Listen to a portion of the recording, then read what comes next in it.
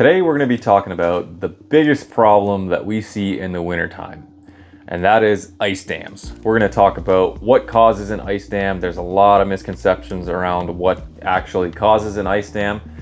We're going to go over that. We're going to go over what damage ice dams do and how you're going to want to prevent them from happening to your house. It's super important, and there's some pretty easy practical tips that you guys can implement so you don't have that issue come wintertime.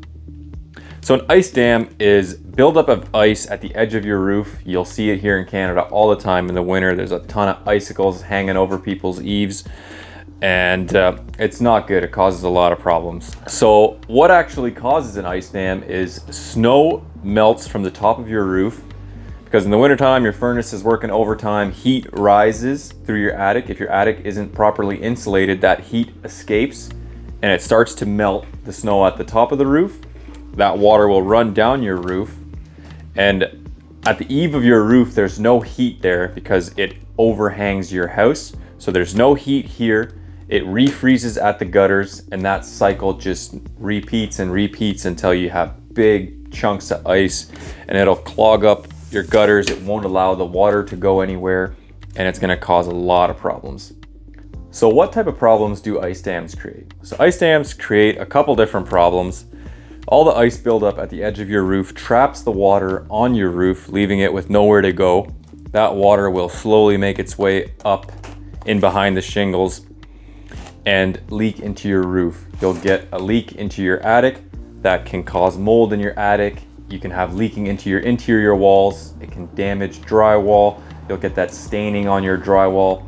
It's not good. It'll trap moisture underneath your roof, which can lead to your roof decking rotting away. Your fascia board can deteriorate over time, and it also puts a lot of stress on your gutters. All that weight from the ice wants to pull the gutters away from the house.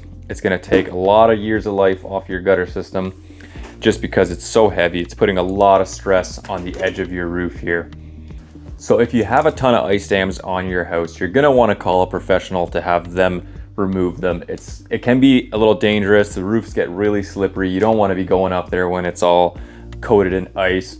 So call a professional. What they're going to do is they're going to clean off your roof, clean off all the snow, and they'll use a steamer to break up the ice and remove it that way without damaging the roof. A lot of times we'll see people, they try and pick away at it with a hammer, or they'll try to break it up with something like that, and you can easily damage your shingles. You can damage your gutters. You're going to want to just leave that to the professionals. A lot of the preventing ice dams is done before winter. So how can you prevent ice dams from happening in the first place? If you're like me and you want to save a little money, you can just turn off your furnace, don't create any heat in your house, and you won't have that problem. So that's one way to do it, but probably not the most ideal way to do it. You're going to want to make sure that your attic is properly insulated. Poor insulation is the root cause of ice damming. You're going to want to make sure that your attic has adequate insulation. Also, your attic access hatch, make sure you put a nice weather stripping on that hatch. That's a pretty common area where heat escapes through, so make sure you seal up that attic hatch. And also invest in a roof rake. You can get them on Amazon. They're fairly cheap.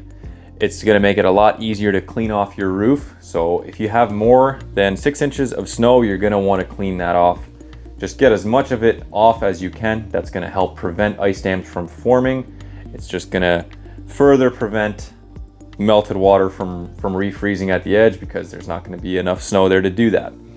Those are a couple things that you guys can do to prevent ice dams. The biggest one being get that attic properly insulated, and then just cleaning off that roof as you get snow throughout the winter. Another really important thing to think about when preventing ice dams is you want to make sure that your attic can breathe properly.